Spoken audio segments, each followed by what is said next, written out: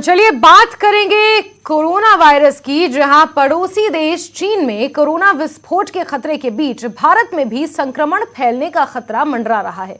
संक्रमण के बढ़ते खतरे के बीच प्रधानमंत्री नरेंद्र मोदी ने आज दोपहर एक हाई लेवल मीटिंग बुलाई है। इस दौरान कोरोना और संबंधित पहलुओं पर चर्चा होगी।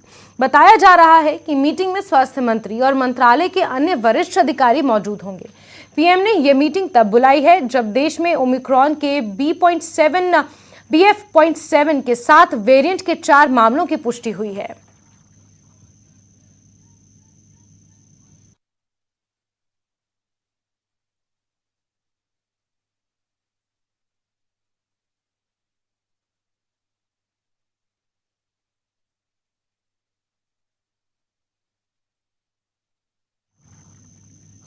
वहीं संसद में कोरोना से बचाव के उपाय किए जा रहे हैं। संसद में आज मास्क बांटे गए हैं। लोकसभा अध्यक्ष ओम बिरला ने सांसदों से कोरोना के मद्देनजर सावधानी बरतने की अपील की है। आपको ये जानकारी दे दें कि शीतकालीन सत्र चल रहा है, ऐसे में स्पीकर ओम बिरला ने सभी से मास्क पहनने की अपील की, सतर्कता बरतने की अपील की। और आप तस्वीरें देख पा रहे हैं, यहाँ संसद के बाहर मास्क वितरित किए गए और जो पत्रकार वहां पहुंचे हुए थे उनसे भी मास्क पहनने की अपील की गई। मास्क बांटे गए और सांसदों को सतर्कता बरतते हुए मास्क पहनने की अपील संसद में स्पीकर ओम बिरला ने की।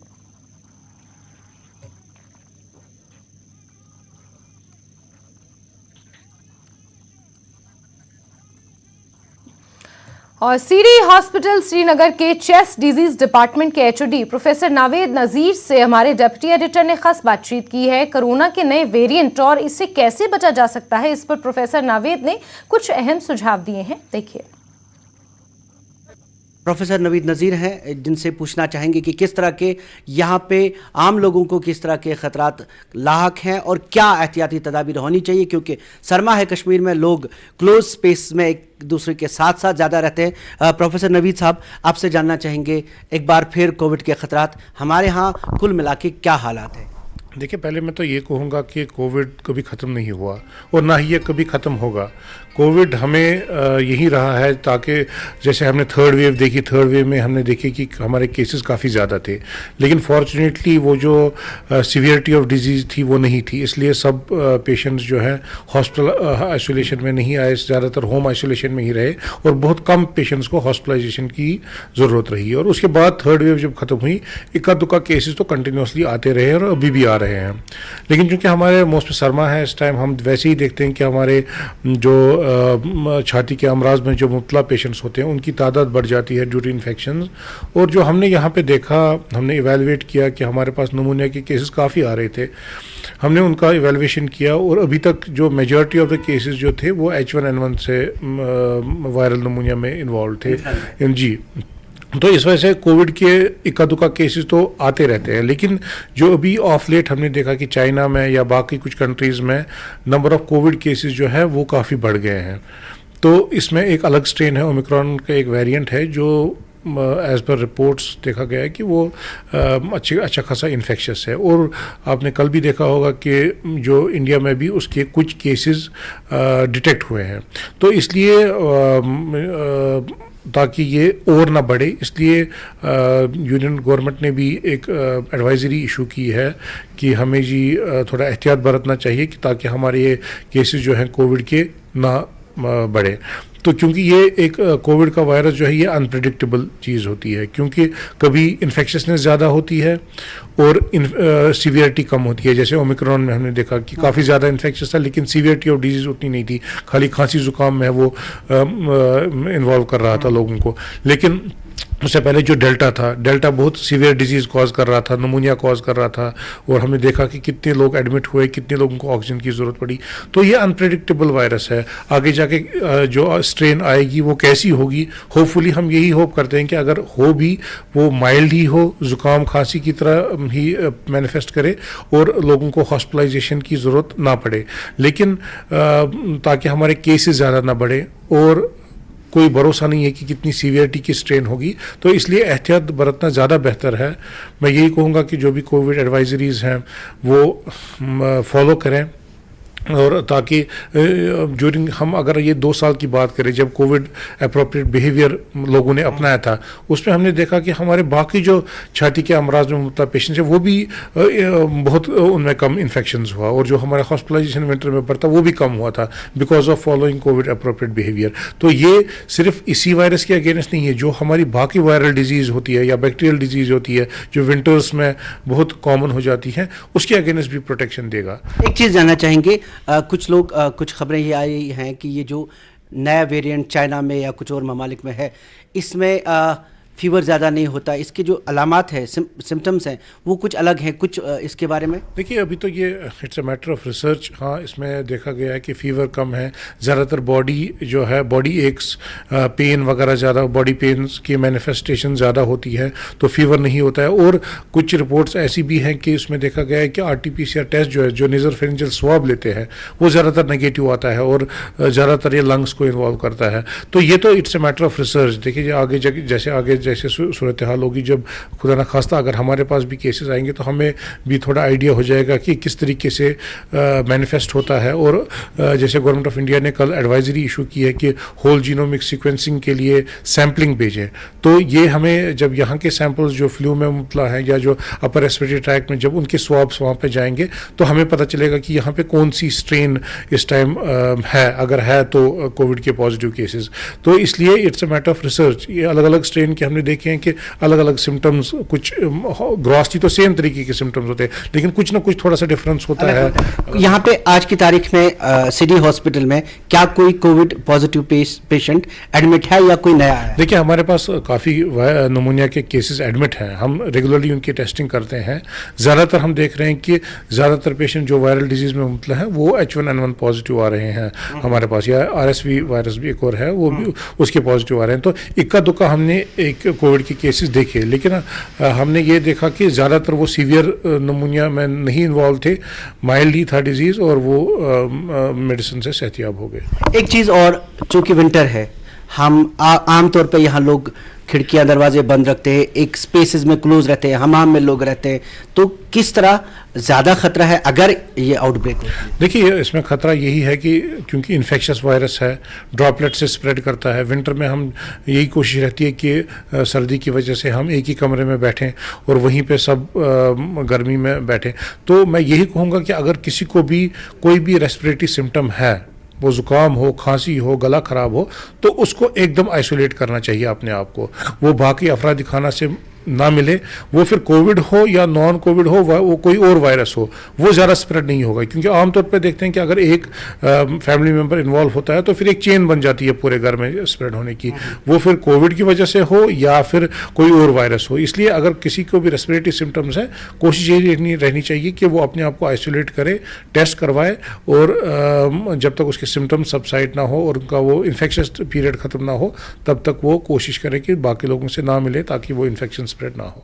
शुक्रिया प्रोफेसर नवीद नज़ीर, जो हमें बता रहे थे कि वही एक तरीका, वही एक एहतियात कि अपने आप को एहतियात से रखें। जो कोविड अप्रोप्रिएट बिहेवियर है, जैसे हम मास्क लगाते थे, जैसे हम हाथ धोते थे, वही एक तरीका है।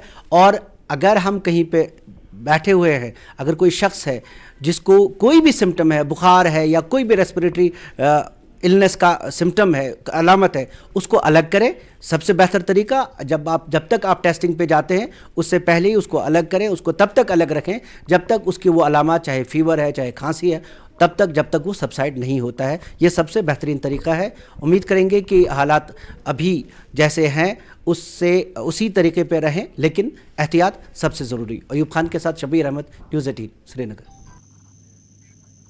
और भी खबरों का रुख करेंगे, लेकिन वक्त एक छोटे से ब्रेक का।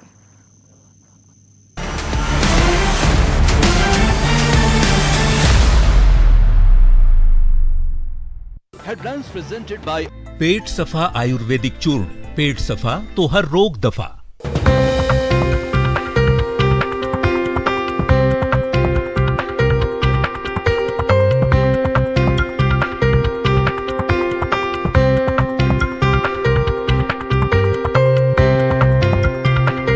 हेडलाइंस प्रेजेंटेड बाय पेट सफा आयुर्वेदिक चूर्ण। पेट सफा तो हर रोग दफा। India's largest news network, News 18 Network.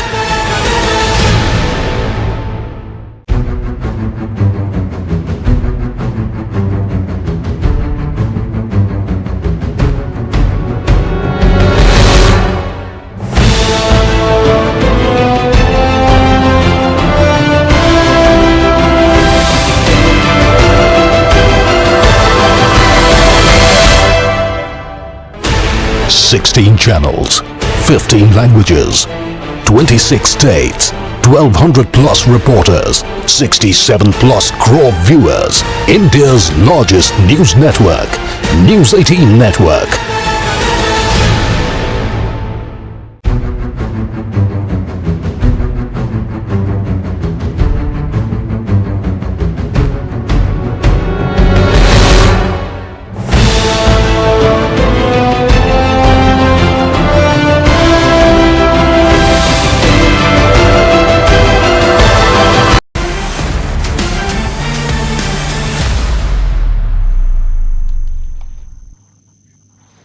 खबरों में आगे बढ़ेंगे। कश्मीर में कार्यरत सभी रिजर्व्ड कैटेगरी के कर्मचारियों का प्रदर्शन जारी है। आज कर्मचारियों ने तबादला नीति की मांग को लेकर भाजपा मुख्यालय जम्मू के बाहर विरोध प्रदर्शन किया। पीएम पैकेज के घाटी में कार्यरत कश्मीरी पंडित कर्मचारी भी घाटी में टारगेट किलिंग के मामलों और आतंकवादियों द्वारा जारी की गई सूची के चलते जम्मू ट्रांसफर की मांग को लेकर लगातार आंदोलनरत हैं।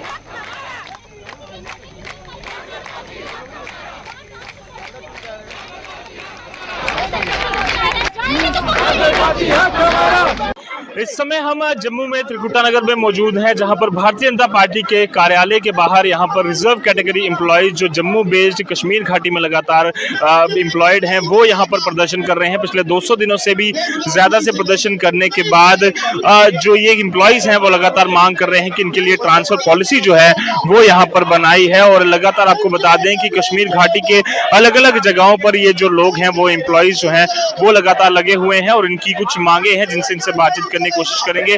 जो मैम इनसे बातचीत करने की कोशिश करेंगे। मैम, पिछले कई दिनों से आप लोग लगातार प्रदर्शन कर रहे हैं, बट एक बार फिर से आपको निराशा हाथ लगी है। भारतीय जनता पार्टी कार्यालय के बाद आप पहुंचे हैं, क्या कुछ मांगे कर रहे हैं? सर देखिए, ये रोज हमारे गेट पे आते थे, हमारे घर पे आते थे। आज हम इनके गेट के बाहर खड़े हैं क्योंकि इन्होंने कहा कि हम आपकी तरफ से वकील बन के खड़े हैं। आज हम पूछना चाहते हैं कि हमारा वकील केस हार चुका है। अगर आप एलजी साहब की जो कल की स्टेटमेंट थी, आपने उस पर कोई प्रतिक्रिया जाहिर क्यों नहीं की? इनका फर्ज था। अगर ये सच में डाल बनकर वकील बनकर खड़े थे, ये एलजी साहब की स्टेटमेंट पर कोई प्रतिक्रिया जाहिर करते। देखिए, ये दुहाई देते हैं इंटर डिस्ट्रिक्ट कैडर की। इंटर डिस्ट्रिक्ट कैडर किसने बनाया? भगवान ने तो नहीं ना बनाया, किसी इंसान ने बनाया। इसमें सबसे बड़ा फॉल्ट यही था कि इंटर डिस्ट्रिक्ट में रिक्रूटमेंट पॉलिसी है लेकिन ट्रांसफर पॉलिसी नहीं है। आप पूछना चाहते हैं, आप पूरे हिंदुस्तान में कोई ऐसी रिक्रूटमेंट पॉलिसी बताइए जिसमें ट्रांसफर पॉलिसी नहीं है। आप खुद कॉन्स्टिट्यूशनल पोस्ट में बैठकर हमारे लिए हमारी डिमांड को जस्टिफाई करते हो, कमेटीज बनाते हो और कॉन्स्टिट्यूशन का उल्लंघन करते हो। इनके लिए कमेटी का गठन भी किया गया था। सरकार ने कहा है कमेटी का जो पूरा डिटेल है वो बाहर आने दो, उसके बाद कुछ फैसला। सर कब आएगी डिटेल? क्या वो डिटेल भी टाइम बाउंड मैनर में आएगी? पूछना चाहते हैं जी साहब से। आपने कमेटीज बनाई, नीचे लिखा टाइम बाउंड मैनर। 7 महीने हो गए टाइम बाउंड मैनर को। अब आपने जो कल की स्टेटमेंट दी, क्या उसमें भी टाइम बाउंड मैनर है? ये बात पूछना चाहते हैं, क्लियर कीजिए। 7 महीने से ये लोग यहाँ प्रोटेस्ट कर रहे हैं। हम कोई भेड़ बकरियां नहीं है, हमारे छोटे छोटे बच्चे हमारे साथ बैठे हुए हैं। जिन बच्चों को स्कूल होना चाहिए था, यहाँ प्रोटेस्ट पे बैठे हुए हैं। हमने एक डिमांड की थी ट्रांसफर पॉलिसी की। आप लोग कहते हो हमने मकान दिए, किसको दिए मकान? बताइए। इन डोगरों के लिए अगर एक भी कमरा में कहती हूँ 3 का शेड ही अगर कोई बनाया तो बताएं हमें।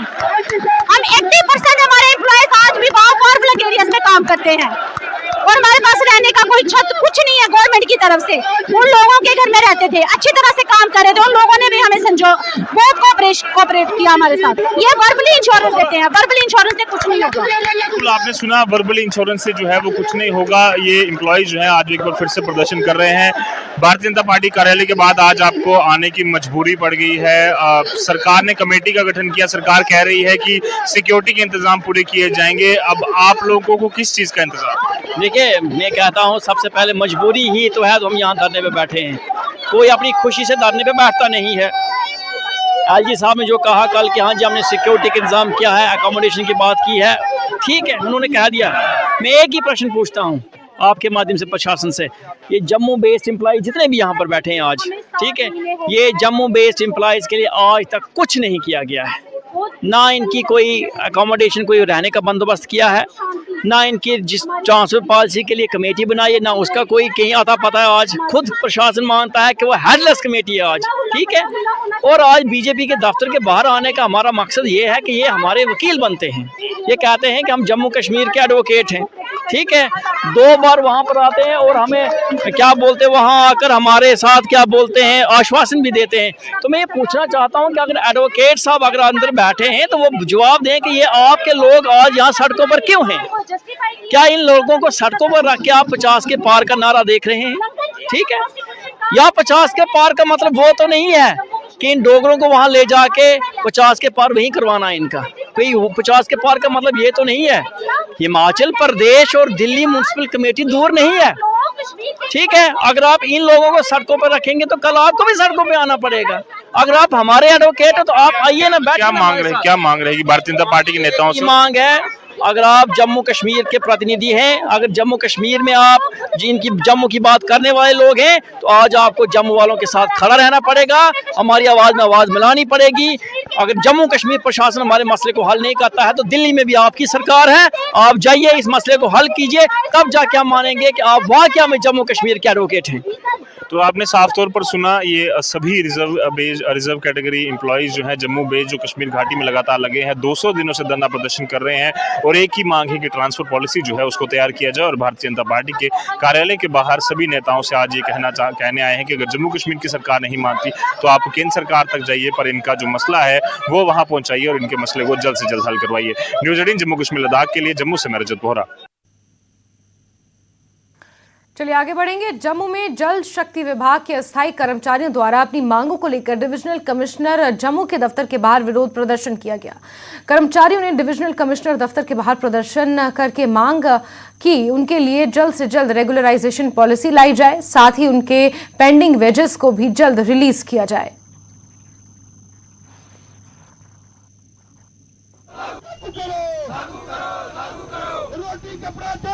इस समय हम जम्मू के डिविजनल कमिश्नर दफ्तर के बाहर यहाँ पर मौजूद हैं और पीएचई डेली वेजेस द्वारा यहाँ पर धरना प्रदर्शन जो है वो दिया जा रहा है। आपको तस्वीरों में दिखाने की कोशिश करेंगे, जहाँ पर पिछले 6 महीने से लगातार जो पीएचई डेली वेजेस हैं वो लगातार धरने प्रदर्शन कर रहे हैं। और आज एक बार फिर से डिविजनल कमिश्नर जम्मू के दफ्तर के बाहर यहाँ पर ये सभी जो एम्प्लॉइज हैं वो पहुंचे हुए हैं। आप देख सकते हैं डिविजनल कमिश्नर दफ्तर यहाँ पर है और उसी के सामने ये सभी जो डेली वेजेस हैं वो यहाँ पर मांग कर रहे हैं जल शक्ति विभाग के कि जो मिनिमम वेजेस एक्ट है उसे लागू किया जाए। तो यहाँ पर आप देख सकते हैं एम्प्लॉइज लगातार प्रदर्शन कर रहे हैं। काफी देर से लगातार आप लोगों का प्रदर्शन चल रहा है, पर आपको लगता है कि सरकार सीरियसली नहीं रही? आपको कहा था सरकार ने कि जरूर पॉलिसी बनाई जाएगी। देखिए, बड़े अफसोस के साथ कहना पड़ता है कि पिछले लगभग 6 महीनों से पीएचई का हर एक डेली वेजेस जो है जब बहुत ही मुश्किल के समय से गुजरा है।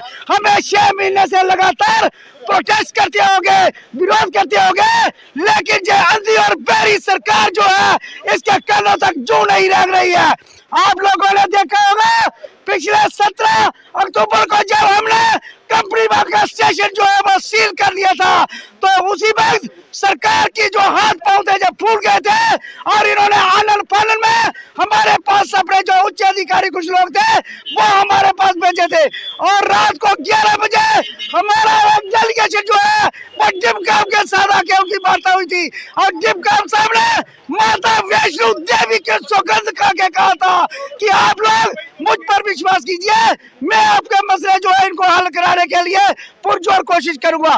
बड़े अफसोस के साथ कहना पड़ता है कि डिमकाम साहब जो जम्मू की एक जानी मानी चेयर मानी जाती है, जहां से भी हमें झूठे आश्वासन मिले हैं, आज हम लोगों को बहुत तंग होकर दोबारा विरोध प्रदर्शन करना पड़ रहा है और डिमकाम साहब को ये याद करवाना पड़ रहा है कि आपने माता वैष्णो देवी की भी झूठी कसम खाई। अगर आप लोगों ने हमारे लिए जल्द से जल्द कोई रेगुलेशन पॉलिसी का प्रावधान नहीं किया तो आने वाले दिनों में ये एक आंधी नहीं, ये एक बहुत बड़ी सुनामी की तरह आपको झेलना पड़ेगा। उसकी वजह से जो भी मुश्किलात जम्मू की जनता को होगी, जो किसी भी प्रकार की कठिनाई इस प्रशासन को होगी, उसके लिए पीएचई एम्प्लॉय यूनाइटेड फ्रंट से व्यवहार नहीं होगा। क्योंकि पिछले 3 साल में 2020 की अगर आपको बात बताऊं तो जो हमारे एलजी मनोज सिन्हा जी है, इन्होंने भी हमारे एक जो हमारा डेलीगेशन इनके साथ मिला था, उन्होंने वादा किया था कि आप डीडीसी की इलेक्शन खत्म होने दीजिए, मैं तुरंत आपके लिए रेगुलेशन पॉलिसी बनाऊंगा। लेकिन इन डिमांडों की बात आप बार बार करते हो, वो क्या है? देखिए, सबसे पहली हमारी डिमांड है कि रेगुलेशन पॉलिसी। दूसरी हमारी डिमांड है कि जो 70 महीने का पेंडिंग बेसिस हमारा इस सरकार के पास पड़ा हुआ है वो तुरंत हमें रिलीज किया जाए। और तीसरी और अंतिम हमारी डिमांड जो है वो ये है कि जो minimum wages act as per Delhi चुटी के मुताबिक हमें दिया जाए। ये हमारी मुख्य 3 डिमांडें हैं। तो बिल्कुल साफ तौर पर आपने सुना 3 डिमांड जो है वो ये लगातार दोहरा रहे हैं और पीएचई डेली वेजेस आज एक बार फिर से डिविजनल कमिश्नर दफ्तर के बाहर यहाँ पर मांग कर रहे हैं कि जो सरकार है वो जल्द से जल्द इनकी मांगे सुने, नहीं तो ये प्रदर्शन जो है वो और तेजी से उग्र रूप जो है वो धारण कर सकता है। न्यूज़ 18 जम्मू कश्मीर लद्दाख के लिए जम्मू से मैं। और इसी बीच बात करेंगे एक बड़ी खबर की। इंडियन मेडिकल एसोसिएशन ने एडवाइजरी जारी की है। कोरोना के बढ़ते मामलों के बीच एडवाइजरी जारी की गई है। मास्क, सोशल डिस्टेंसिंग को जरूरी बताया है। पब्लिक गैदरिंग से बचने की अपील की है। सामाजिक और राजनीतिक कार्यक्रमों से बचने की अपील की गई है। तो लगातार कोरोना के बढ़ते मामलों के बीच ये एडवाइजरी जारी की गई है, जहां मास्क और सोशल डिस्टेंसिंग पर खासा ध्यान देने की बात कही गई है। इसके अलावा पब्लिक गैदरिंग्स को अवॉइड करने की बात इंडियन मेडिकल एसोसिएशन ने कही है। तो एक प्रेस विज्ञप्ति जारी कर ये तमाम एडवाइजरीज जारी की गई हैं। आईएमए द्वारा कोरोना के मामलों के चलते एडवाइजरी जारी की है। चीन में जिस तरीके से बेकाबू हो चले हैं कोरोना के हालात, उसका असर अब भारत में भी दिखने लगा है। इसी को लेकर ये एडवाइजरी एमआईए ने जारी की है, जिसमें पब्लिक गैदरिंग्स को अवॉइड करना, सोशल डिस्टेंसिंग को बनाए रखना, मास्क पहनना, इस तरीके की गाइडलाइंस जारी की गई हैं। आप देख सकते हैं ये प्रेस रिलीज आईएमए ने ये जारी किया है और इसमें तमाम गाइडलाइंस दी गई हैं। कोरोना को लेकर प्रोटोकॉल्स किस तरीके से फॉलो करने हैं, इसको लेकर जानकारी इस एडवाइजरी में दी गई है। पब्लिक गैदरिंग से बचने की अपील की है। शादी ब्याह, सामाजिक और राजनीतिक कार्यक्रमों से बचने की अपील की गई है। लार्ज गैदरिंग्स को अवॉइड करने की अपील की गई है। मास्क जरूरी बताया है। सोशल डिस्टेंसिंग जरूरी बताई गई है। और कोरोना के बढ़ते मामलों पर रोक लगाने के लिए ये आईएमए द्वारा एडवाइजरी जारी की गई है।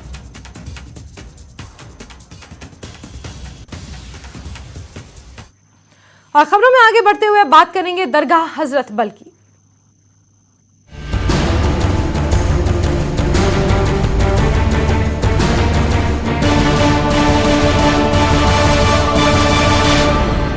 तो पर्यटक अब दरगाह हजरत बल की फोटो या वीडियोग्राफी नहीं कर सकेंगे। जम्मू कश्मीर वक्फ बोर्ड ने एक एडवाइजरी जारी की है, जिसमें बोर्ड ने पर्यटकों को बिना अनुमति के दरगाह की तस्वीरें लेने और वीडियो बनाने पर रोक लगा दी है। बोर्ड के अध्यक्ष और भाजपा नेता दरख्वा अंद्राबी ने फरमान के पोस्टर जारी किए हैं, जो धर्मस्थल के चारों ओर चस्पा किए जाएंगे। वक्फ बोर्ड के फरमान के संबंध में टिप्पणी के लिए अध्यक्ष से तुरंत संपर्क फिलहाल नहीं हो पाया है, लेकिन कुछ दिनों पहले अंजुमन औकाफा जामा मस्जिद ने मस्जिद के पार्क में महिला पुरुषों के साथ बैठने पर भी रोक लगा दी।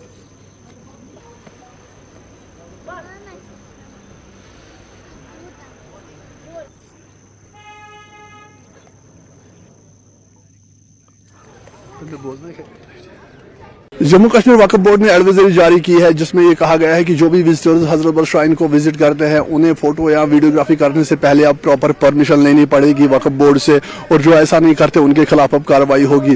और बाज़ाब्ता तौर पे यहाँ पे जो ऑर्डर कॉपी है उसके पोस्टर्स यहाँ पे दिखाई दे रहे हैं, जो यहाँ पे गेट पे लगाए गए हैं। और इसके साथ साथ जो वक्फ बोर्ड के मुलाजमीन है वो भी जो भी यहाँ पे कोई फोटो या वीडियो शूट करता है तो उन्हें वो कह रहे हैं कि वो अब ऐसा नहीं कर सकते, उनके खिलाफ कार्रवाई हो सकती है। और यहाँ पे भी अगर हम देखें तो लगातार यहाँ पे ये पोस्टर्स जो है वो दिखाई दे रहे हैं। इससे पहले यहाँ एक वीडियो सोशल मीडिया पे वायरल हुआ था, जिसमें एक टिकटॉकर ने यहाँ पे वीडियो बनाया था। उसके बाद लोगों का काफी गुस्सा यहाँ पे देखने को मिल रहा था और लोगों की मांग थी कि इस तरह के वीडियोस इस मुकद्दस जगह पे बैन होने चाहिए। और उसके बाद जो है यहाँ पे ये मांग उठ रही थी कि यहाँ पे इन चीजों को बैन किया जाए। तो अब फॉर्मली जो है वक्फ बोर्ड ने एक एडवाइजरी जारी की है, जिसमें ये कहा गया है कि ये फोटोशूट या जो भी वीडियो यहाँ बनाता है तो पहले उसको अब प्रॉपर परमिशन लेनी पड़ेगी। अगर वो ऐसा नहीं करता तो उनके खिलाफ जो है वो अब कार्रवाई हो सकती है। फिरोज वानी के साथ रईस मागरे, नेटवर्क 18 श्रीनगर। भारतीय वायुसेना के 4 अधिकारियों की हत्या के मामले में आज टाडा की विशेष अदालत में सुनवाई हुई। इस केस में अलगाववादी नेता यासिन मलिक आरोपी है। सुनवाई के दौरान यासिन मलिक को वीडियो कॉन्फ्रेंसिंग के द्वारा पेश किया गया। अब केस की अगली सुनवाई 23 जनवरी 2023 को होनी है। 90 में श्रीनगर के आउटस्कर्ट्स में इंडियन एयरफोर्स के 4 एहलकारों की हलाकत के सिलसिले में आज एक बार फिर जम्मू की खुसूसी टाडा अदालत में सुनवाई हुई। यासिन मलिक जो कि इस केस का प्राइम अक्यूज्ड है, वो वर्चुअल मोड से इस हियरिंग में शामिल हुआ, जबकि बाकी के जो अक्यूज्ड थे वो इन पर्सन आज इस हियरिंग में शामिल रहे। लगभग 50 मिनट तक आज कोर्ट ने इस मामले की सुनवाई एक बार फिर की और आज जो कोर्ट ने ये ऑब्जर्व किया है उसमें ये कहा गया कि अगली सुनवाई जो इस केस की है वो 23 जनवरी 2023 को होगी। यानी हमने ये देखा कि जब से ये हियरिंग्स चल रही हैं, कोर्ट लगातार इस मामले पर संज्ञान लिए हुए है और कोशिश कोर्ट की ये है कि जल्दी से जल्दी इस केस का निपटारा किया जाए। इसीलिए हर महीने इस केस की सुनवाई हो रही है। अब सबकी निगाहें 23 जनवरी 2023 पर लगी हुई हैं। उस दिन ये देखना होगा कि कोर्ट किस तरह की डायरेक्शन पास करता है। कैमरामैन श्रीवास्तव के साथ मनोज कौल, न्यूज़ 18 जम्मू। और इसी के साथ बुलेटिन में फिलहाल के लिए बस इतना ही, लेकिन जम्मू कश्मीर, लद्दाख और हिमाचल की तमाम खबरों को जानने के लिए जुड़े रहिए न्यूज़ 18 JKLH के साथ। नमस्कार।